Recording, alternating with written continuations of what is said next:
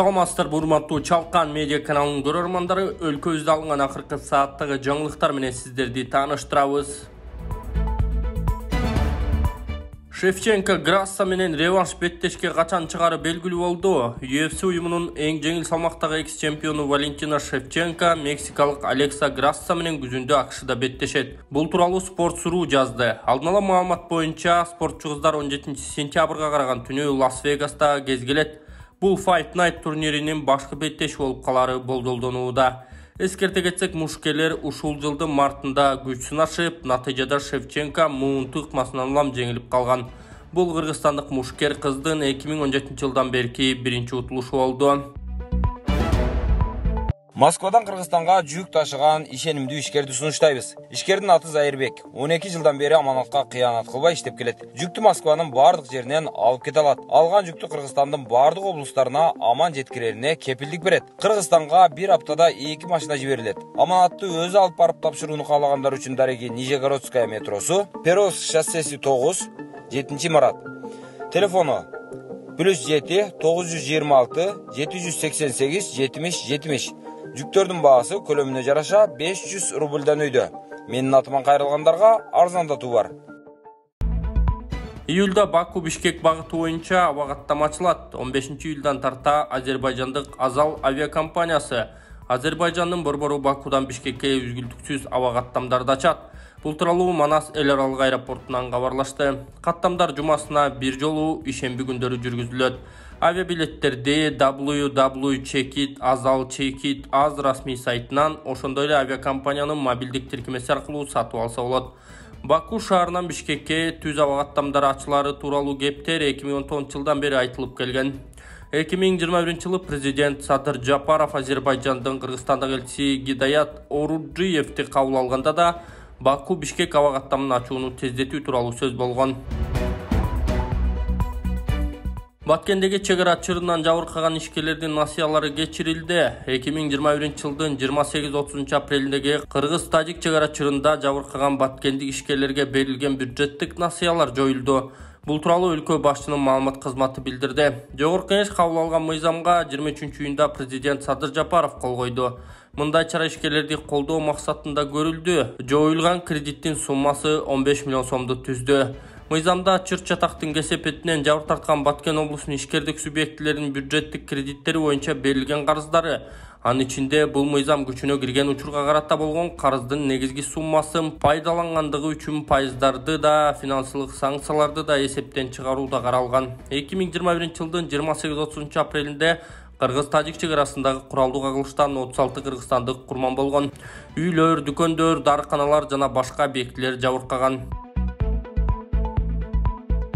Кыргызстанда көмүрдүн экспорту дээрлик 2,5 эсеге өстү.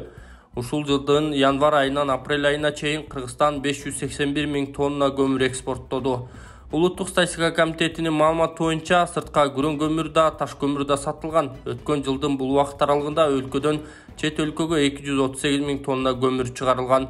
Буга чейин маалымдалгандай, Кыргызстанда казылган көмүргө жаңы кардарлар чыккан. Польша күрөн көмүр жана Венгрия менен Нидерландтар таш көмүр ала турган болушкан.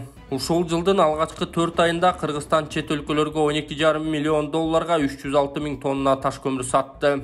Сатып алган өлкөлөр тонна менен: Беларус 203 155 тонна, Венгрия 36 924 тонна, Кытай 31 555 тонна, Латвия 16 329 тонна, Нидерландтар 10 000 тонна, Польша 6 389 тонна, Румыния 1113 тонна, Словакия 803 000 тонна. 2022 жылдын алгачкы 4 айында 115 000 тонна көмүр дээрлик 3,9 миллион долларга сыртка сатылган.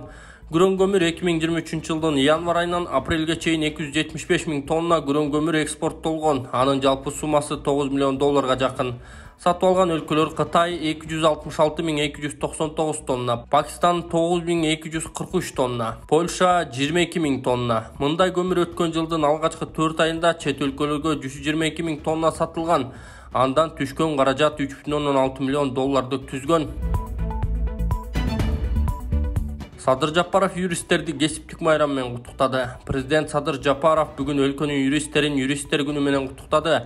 Мамлекет башчысынын куттуктоосу. Урматтуу юристтер жана юридикалык коомчулуктун өкүлдөрү, сиздерди кесиптик майрамыңыздар менен куттуктайм. Бул майрам жарандардын укуктарын, эркиндиктерин жана мыйзамдуу кызыкчылыктарын коргоо, мамлекеттин укуктук негиздерин чыңдоо үчүн жоопкерчиликтүү ишке өзүн ардаган бардык адамдарды бириктирет. Сиздердин эмгегиңиздер биздин жашообуздун бардык тармактарында жогорку деңгээлде талап кылынат. Бүгүнкү күндө экономиканы, мамлекеттик аппараттын, ишканалардын, бизнестин ишин, социалдык чөйрөнү укуктук колдоосуз жана коштоосуз элестетүү мүмкүн эмес. Моралдык, кадеп акылактык баалуулуктарга, жарандардын укуктарын жана эркиндиктерин коргоонун конституциялык кепилдиктерине таянып, биз адилеттүү мамлекетти курууга умтулабыз. Сиздер юристтер адилеттүүлүккө кызмат кылуунун татаал жолун тандап алдыңыздар жана сиздер үчүн адилеттүүлүк кесиптик иштин негизги багыты болууга тийиш. Сиздердин ак ниет эмгегиңиздер, тажрыйбаңыздар, коюлган максатты аткарууга умтулганыңыздар мыйзамдын үстөмдүгүн камсыз кылуунун ишенимдүү кепилдиги. Сиздердеги жогорку кесипкөйлүүлүк, активдүү жарандык позиция, кынтыксыз аброй мамлекетибизде жана коомубузда туруктуулукту жана укук тартибин чыңдоонун кепилдиги болот деп ишенем. Сиздерге чын ден соолук жана бакубатчылык, биздин мекенибиздин жыргалчылыгы үчүн ары түйшүктүү, ары жооптуу ишиңиздерге ийгиликтерди каалайм деген президент. Акын Гүлжамила Шакирова дүйнөдөн кайтты. Белгилүү акын Гүлжамила Шакирова мезгилсиз дүйнөдөн кайтты. Кабарды маркумдун жакындары тастыктады. Алардын айтымында 68 жаштагы акын астма оорусу менен жабыркап жүргөн. Гүлжамила Шакирова Актала районундагы Жаңы Тилек айылында туулган. Кыргыз мамлекеттик университеттин филология факультетин бүтүргөн. Токтогул атындагы Адабият музейинде улук илимий кызматкер, республикалык кыргыз тили коомунун эне тили гезитинде кабарчы. 1993 жылдан Кыргыз мамлекеттик телерадио корпорациясында радионун Казына чыгармачылык бирикмесинде Нуска аттуу автордук программасынын Дил жаңгырыгы программаларын эфирге даярдап алып барчу. 1987 жылы Сапардагы Каркыра деген алгачкы китепчеси жарык көргөн. 1991 жылдан Кыргызстан жазуучулар союзу жана Кыргызстан кол өнөрчүлөр союзуна мүчө болгон. Assalamu alaikum туугандар. Мен силерге азыр алтын батек боюнча түшүндүрүп берейин. Алтын батек адамдын 206 сөөгүн түзөйт, кан айлануусун жакшыртат, артроз, артрит, грыжа ооруларына жакшы жардам берет. Муну кийгенде буттар тамандан ысык өтүп, кан айлануусун жакшыртат, буту мустагандарга жакшы жардам берет. Муну кийгенден баштап мен bir gün эмес, 1,5 gün, 1,5 суткасынын күйлүү күчтүү, эркин жана күчтүү, кубаттуу жүрүп атам достор. Андан кийинки бул биринчиси. Экинчиси дагы кеңеш берем, кимдин кан айлануусу начар болсо, койтулган кан болсо, бул батектарга, алтын батектер ошо кандын суюлушуна да жардам берет экен достор. Андан кийинкиси болсо, мен өзүмдөн такай башым ооруп, өзүмдү мындай алып жүрүшүм өтө начар эле, бирок ушул батекти кийгенден бери достор, өзүмдүн алып жүрүшүм, кубатым, күчүм аябай жакшы. Ошондуктан жалпы кыргызстандыктарга Толбай мырзанын медицинский центрине келип, ушу алтын батекти кийип, өзүңөрдүн ден соолугуңарды чыңдасаңар болот. Келгиле, дарлангыла, көзүңөр көргүлө, мына жана патек дегенди алды, жакшы таасир берет экен. Мен күнү көзүмчө отуруп бүт тура албачу элем. Туалетке отурганда мен туруп, таяк менен бүтүп койра турчу элем да.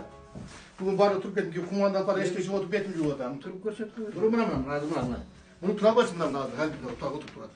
Даже айындагыларды көрсөм мен юттан көрсөм тайып болуш керек, асылыкта. Мен мындай болуп калдым мен, мына сүйүнүп атам мына. Бир күн кечинде келген. Рахмат, бастырып койду жашына.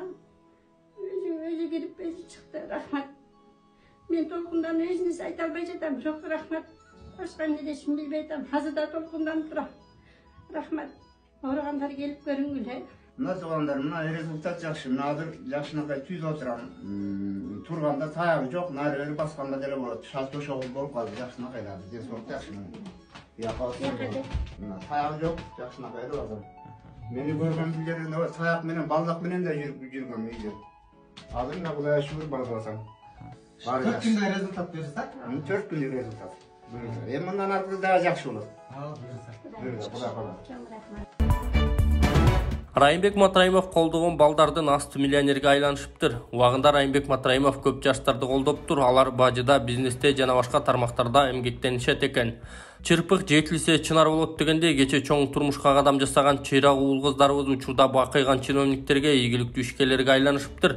Миллионерлер четтен чыгышууда, алардын баары эле Райымбек Матраимов менен чогуу жүрүшпөсө да иштеринен ыраазы болушуп, керектүү кезде колдоого алышаарын айта жүрүшөт. Дал ушундай ондогон жүздөгөн муунубуз өсүп атса, анда Кыргызстандын келечеги кең, көрсө каарманыбыз кайрымдуулук иштеринен сырткары кадр өстүрүп, идиректүү катмарды алдыга карай көтөрүп, жол көрсөтүп, багыт берген тура. Бар болсун Матраимов деп жазган Арба KG сайты.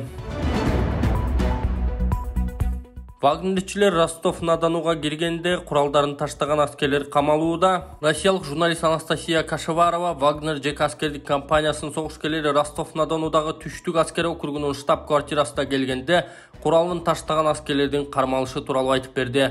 Бул тууралуу Варламов жаңылыктарды Telegram каналында маалымдады. Анда кармалып жаткан аскерлер мамлекетке чыккынчылык кылгандар деп айтылууда, бирок аскерлерге курал таштоо буйругун айрым полковниктер берген. Аскер бийликтери Вагнерчилер штабка алып жатышканда түштүк аскер округунун жогорку органдарын куралын таштоо буйругуна баш ийген жигиттерди кое бергиле. Кээ бир полковниктер түштүк аскер округунун штабында отурган жигиттерге куралыңды таштагыла деп айтышкан.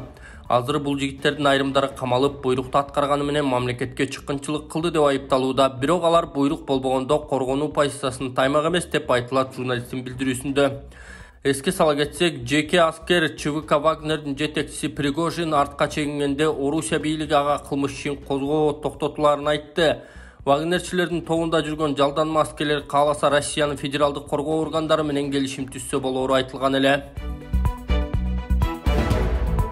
Байсаловка 3-класстагы мамлекеттик кеңешчи класстык чени ыйгарылды. Мамлекеттик жана муниципалдык кызматкерлердин күнүнүн майрамдоого байланыштуу кол коюлган жарлыкка ылайык министрлер кабинетинин төрагасынын орун басары Эдил Байсаловка мамлекеттик жарандык кызматтын 3-класстагы мамлекеттик кеңешчиси класстык чени ыйгарылды. Бул тууралуу министрлер кабинетинен билдиришти. Класстык ченди ыйгаруу жөнүндөгү күбөлүк министрлер кабинетинин төрагасы Акылбек Жапаров тапшырган. 22-июнда Жогорку кеңеш Эдил Байсаловду кызматтан алуу сунушун президентке жөнөтүү чечимин кабыл алган.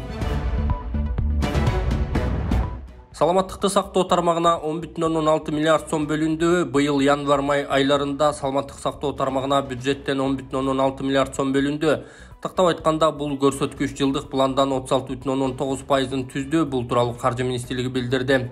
Саламаттыкты сактоо министрлигинин бюджеттик каражаттарды бөлүштүрүүсү жылдык планга карата 1,7 миллиард сомду же 36%-ды түздү. Анын ичинде эмгек акыга жана соцфондко чегерүүлөргө 440 миллион сом, гемодиализ кызматтарын көрсөтүүгө 67,4 миллион сом, дары-дармектерди сатып алууга 674,5 миллион сом, азык-түлүк сатып алууга 17 миллион сом сарпталды. Саламаттык сактоо министрлигине караштуу милдеттүү медициналык камсыздандыруу фондуна 8,5 миллиард сом бөлүндү же 36,5%-ын түздү. Анын ичинде камсыздоо боюнча гемодиализ кызматтарына 883 миллион сом жумшалды деп айтылат маалыматта.